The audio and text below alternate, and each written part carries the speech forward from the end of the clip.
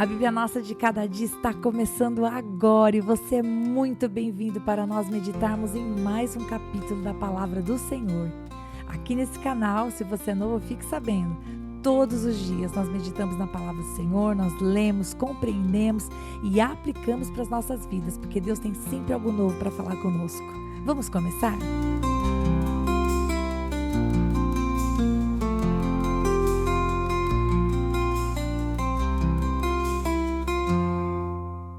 Hoje nós vamos meditar em Gênesis capítulo 2. Se você já leu, muito bem. Se você não leu ainda, pega a palavra do Senhor, vamos fazer essa meditação juntos. E caso você esteja aí correndo com alguma coisa, eu vou deixar o link na descrição, você escuta e eu faço a leitura para você. Porque a meditação desse momento não substitui a leitura da palavra do Senhor, combinado? Muito bem, no capítulo 2 de Gênesis, eu tenho a impressão que Moisés vai contar para nós, de maneira mais aprofundada, um pouco a respeito da criação. Então, por exemplo, no começo do capítulo, do versículo 1 até o versículo 3, Moisés vai descrever para a gente o que aconteceu no 7º dia da criação. Do versículo 4 até o versículo 7, ele meio que resume a ação criadora de Deus. No versículo 7 e depois do versículo 15 até o 17, ele vai falar sobre a criação do homem. Depois, ele vai falar para a gente a respeito do local onde o homem e a mulher iriam viver, do versículo 8 até o 14. E, finalmente, depois do versículo 18 até o versículo 25, ele vai falar sobre a criação da mulher. Então, vamos olhar um pouquinho mais devagar para essas divisões que eu falei para você. Do versículo 1 até o versículo 3, Moisés vai dizer para nós que no 7º dia o Senhor descansou. Da tradução que eu estou lendo, que é a Nova Almeida atualizada, diz aqui, descansou nesse dia de toda a obra que tinha feito. E o que significa a palavra descansar? Significa que Deus estava cansado? De maneira nenhuma, né? O nosso Deus, ele não se cansa, ele nem se fadiga. O nosso Deus é poderoso, é todo poderoso.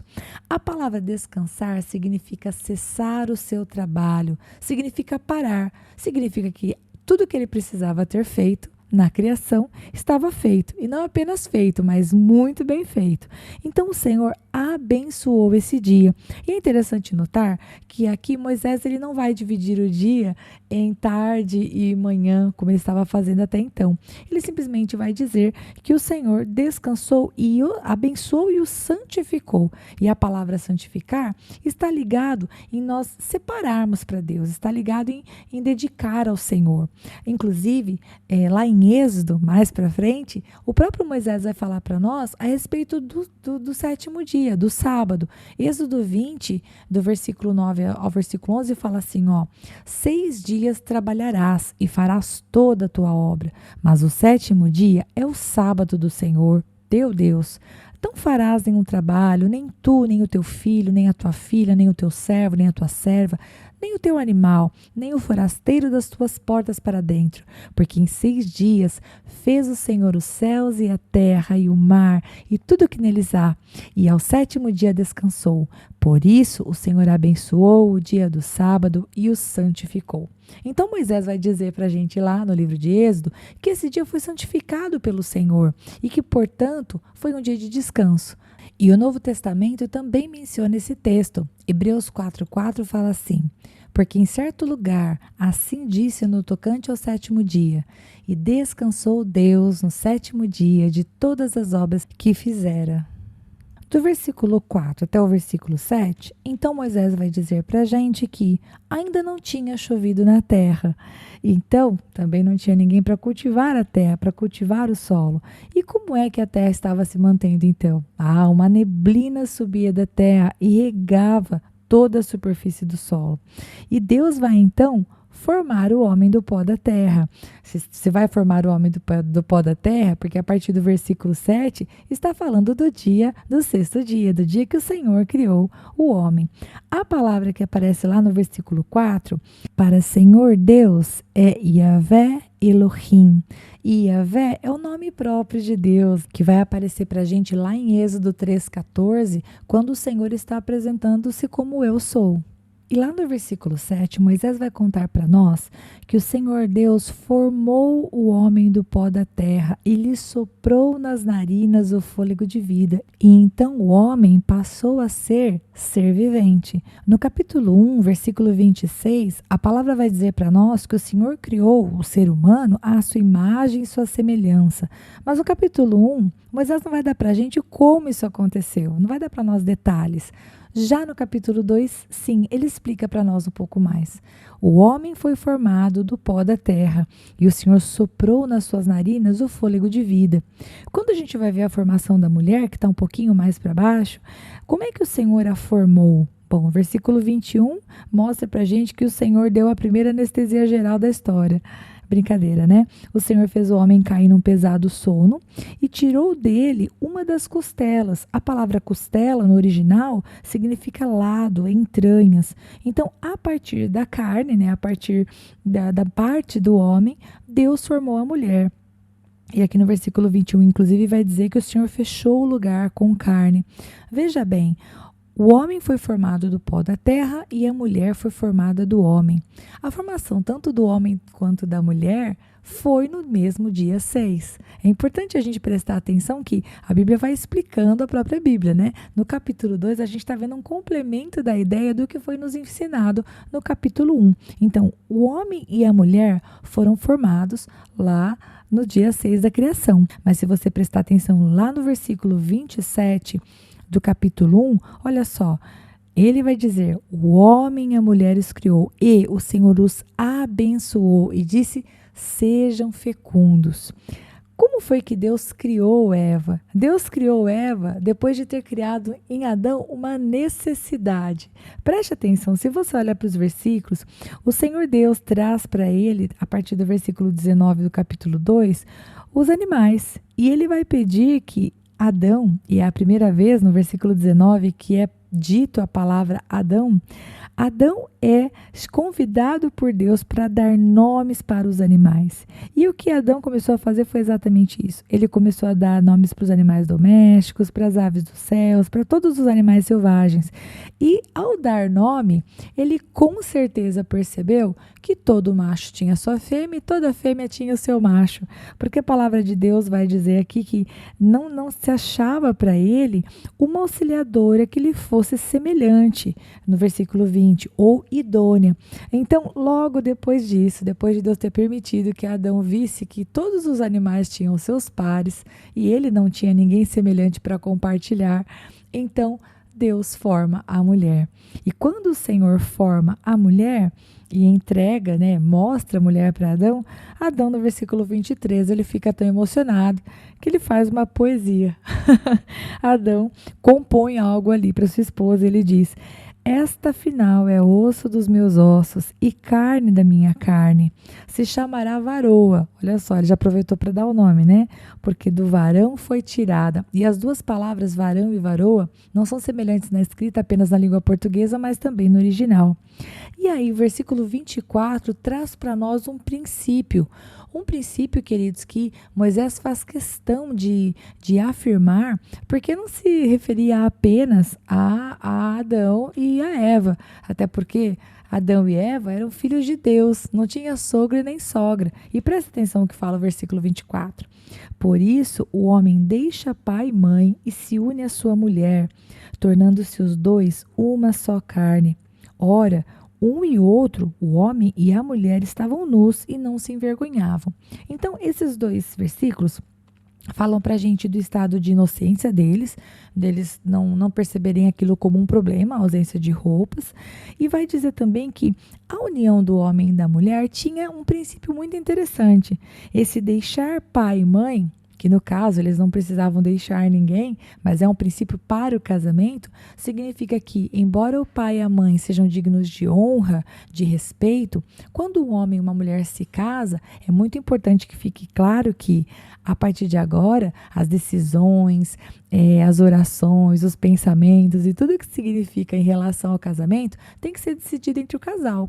Se o marido fica tomando conselho com o seu pai e com a sua mãe, ao invés de orar junto com a esposa preciso buscar uma decisão. Ou a esposa toma esse caminho, né? Fica tomando decisões com a sua mãe, com o seu pai, ao invés de falar com o seu esposo. O que acontece com o casamento? Ele está contra o princípio do Senhor, né? Porque aqui o deixar pai e mãe não tem que apenas a ver com a gente alugar uma casa, comprar uma casa após o casamento. Porque tem pessoas que moram em casas separadas, mas ainda estão com o cordão umbilical lá.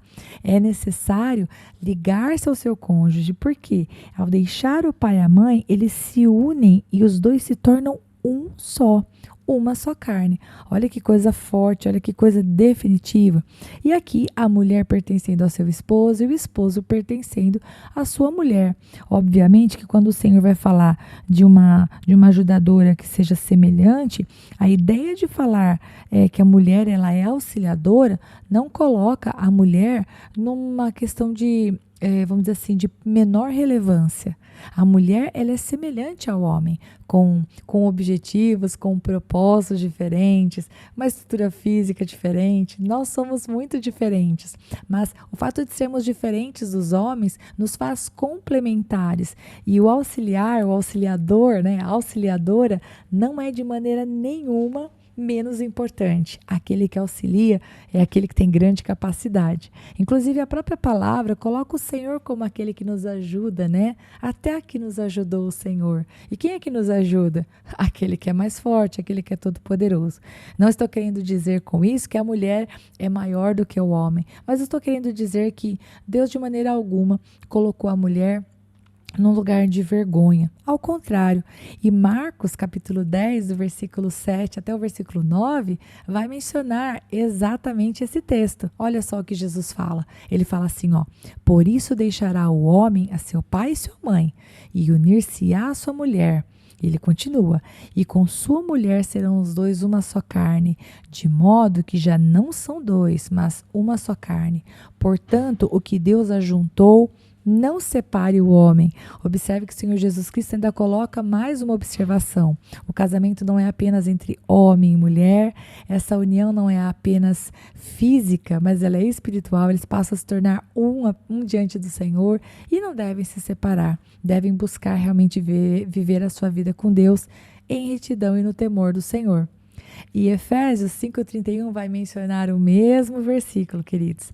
Eis porque deixará o homem seu pai e sua mãe e se unirá à sua mulher e se tornarão os dois uma só carne. Veja só, autores diferentes. Marcos lá escrevendo, né, para nós o seu evangelho. Efésios escrito por Paulo. Aqui Moisés escrevendo. 15 séculos antes de Cristo, e o Espírito Santo inspirando cada um deles para mencionar a mesma escritura e ensinar o povo. Falamos de casamento, falamos de Adão, mas eu não mencionei algo importante. Eu pulei essa parte para deixar para o fim de propósito. Nós não mencionamos o jardim que foi plantado no Éden. No versículo 8, diz que o Senhor Deus plantou um jardim no Éden. E nesse jardim, onde o Senhor Deus ia colocar Adão e a sua esposa para morar, ele fez brotar todo tipo de árvores agradáveis à vista e boas para alimento. Olha só, um jardim lindo com tudo aquilo que eles precisavam para comer, para se deleitar. E o Senhor ia colocar ele ali para cultivar. Prestem atenção, antes não tinha chuva, não tinha ninguém que o cultivasse, mas tão logo, versículo 15 vai dizer assim: Deus havia colocado o homem e a mulher para cultivar e guardar o jardim. Portanto, o trabalho, ele é anterior à queda. Às vezes a gente fala, o trabalho é maldição. Não, Adão foi chamado, versículo 15, a cultivar e guardar a terra. A intenção que o Senhor tinha no seu coração é que eles pudessem realmente crescer e multiplicar-se e cuidar daquele lugar tão lindo que Deus tinha dado para eles. Mas o trabalho seria muito mais fácil de ser feito porque até aquele momento eles não haviam desobedecido. A terra era frutífera, as plantas, os animais, tudo estava no perfeito equilíbrio. Esse era o lugar maravilhoso que o Senhor havia preparado para eles. E que tipo de árvores tinham lá? Como eu disse, as agradáveis para serem vistas e também para alimento. Tinha também a árvore da vida e também a árvore do conhecimento do bem e do mal. Inclusive, a árvore da vida não aparece apenas aqui no livro de Gênesis, aparece também lá no livro de Apocalipse. E se você quiser, pode anotar as referências. Apocalipse 2:7 fala assim, ó: quem tem ouvidos, ouça o que o Espírito diz às igrejas. Ao vencedor, dar-lhe-ei que se alimente da árvore da vida. Apocalipse capítulo 22:2 fala assim: no meio da sua praça, de uma e outra margem do rio, está a árvore da vida, que produz 12 frutos, dando seu fruto de mês em mês, e as folhas da árvore são para a cura dos povos. E também aparece lá em Apocalipse 22:14. Bem-aventurados aqueles que lavam as suas vestiduras no sangue do Cordeiro, para que lhes assistam direito à árvore da vida e entrem na cidade pelas portas. Muito bem, por que eu estou te falando isso? Porque se existia uma árvore da vida lá no jardim que o Senhor preparou para que Adão e Eva morassem, também haverá árvore da vida lá no final dos tempos, quando nós voltarmos para o Senhor Jesus. Você e eu, nós vamos ver essa árvore da vida. Estou curiosa para saber exatamente como ela é. E também tinha a árvore do conhecimento do bem e do mal. Estava lá no meio do jardim. Você e eu que já conhecemos a história, a gente sabe que essa árvore do conhecimento do bem e do mal, ela vai dar um pouco de problema para nós. Mas, inclusive, eu já escutei algumas pessoas brincando, dizendo: por que Deus colocou essa árvore lá? Por que Deus simplesmente não pôs no alto? Por que Deus não escondeu? Mas, bom, eu tenho uma boa resposta para isso. Eu penso que o Senhor, ele lida com obediência, e se ele diz para o homem: não comam, o homem deveria simplesmente não ter comido. E, aliás, foi isso que o Senhor fez. Lá no versículo 16, o Senhor vai dizer, na parte B, né? De toda árvore do jardim você pode comer livremente, mas da árvore do conhecimento do bem e do mal você não deve comer, porque no dia em que dela comer, você certamente morrerá. Na minha versão diz certamente morrerá. No original diz morrendo morrerá. Ou seja, qual é o sentido? O homem ia comer a fruta, que nós não sabemos se era uma maçã, pessoal. Inclusive, nós estamos olhando para a palavra de Deus. Ninguém viu a palavra macieira aqui. Portanto, a única coisa que o Senhor disse foi: comam de todas as árvores. Dessa aqui não comam. Por quê? Quando eles comessem, esse morrendo morrerás, não significa que eles iriam cair duros. Não foi isso que aconteceu. Significa que eles morreriam espiritualmente. Haveria uma quebra. Eles deixariam de estar naquela comunhão maravilhosa que eles estavam com o Senhor todos os dias. Inclusive, eu não mencionei isso, mas a primeira aliança, que é a aliança feita no jardim do Éden, é chamada de aliança edênica. E tinha a ver com isso, com a aliança, o compromisso, a confiança do Senhor, o prazer do Senhor e se deleitar, porque Éden, a palavra Éden significa isso, né? Deleite. A alegria do Senhor de se deleitar com o homem, na sua companhia, deles terem o seu momento, né? Éden significa deleite, prazer. A ideia seria que eles tivessem um relacionamento perfeito. Então, o Senhor estava provendo um local, todas as condições, uma companheira idônea, e eles poderiam comer de tudo. Essa era a aliança, menos da árvore do conhecimento do bem e do mal. Nós sabemos que essa aliança não deu certo. E nós vamos meditar um pouquinho mais a respeito disso no próximo episódio. Em que podemos aplicar para as nossas vidas? De maneira muito rápida. Próxima vez que você escutar alguém dizer que o casamento é uma instituição falida, você fala assim: olha, tudo que Deus criou não apenas é bom, mas é muito bom. E Deus criou o casamento, está lá no capítulo 2 de Gênesis. Portanto, se Deus uniu o homem com a esposa, com a sua mulher, e a mulher com o seu esposo, isso tem que dar certo. Só não dá certo quando os homens não buscam a Deus para fazer a aliança dar certo. Mas se eles escolhem direito antes de se casar, se eles buscam o Senhor antes de se casar, eles podem depois também trabalhar diante do Senhor para fazer funcionar. Então você defende aí, porque o casamento é criação de Deus. Além do mais, eu diria para vocês que tenhamos um coração grato e temente ao Senhor. Adão recebeu da parte de Deus muitas coisas. Recebeu Eva, recebeu a honra de dar nome à criação de Deus, recebeu a graça de estar num lugar limpo, perfeito, florido. Eu fico imaginando como deveriam ser as árvores frutíferas sem todos esses pesticidas e todas essas coisas que nós conhecemos, como deveria ser o cheiro das frutas, o cheiro das flores. Você consegue imaginar uma coisa dessa? E mesmo estando no jardim, nós sabemos que as decisões que eles tomarão em breve, no próximo capítulo, vão ser totalmente contrárias àquilo que eles deveriam ter escolhido. Só que eu e você não podemos nem julgá-los, porque nós faríamos igualzinho se estivéssemos no lugar deles. Portanto, eu aplico essa situação à gratidão, que você e eu nós possamos ser gratos a Deus por tudo aquilo que o Senhor tem nos dado. Pode não ser o jardim mais florido, talvez você ainda esteja passando aí por um período de deserto, inclusive, mas que apesar das circunstâncias você possa se alegrar no Senhor. E eu termino por aqui porque esse podcast ficou gigantesco e você acredite, eu falei o mais rápido que eu consegui. Deus abençoe muito você e até o próximo capítulo, se Deus quiser. Ah, só um detalhe, se eu esqueci de mencionar alguma coisa que você queria saber a respeito, pergunta nos comentários. Vamos interagir, você posta, eu respondo e assim nós prosseguimos com mais tempo, não com a pressa de terminar o podcast e não deixá-lo ficar tão longo. Combinado? Deus te abençoe.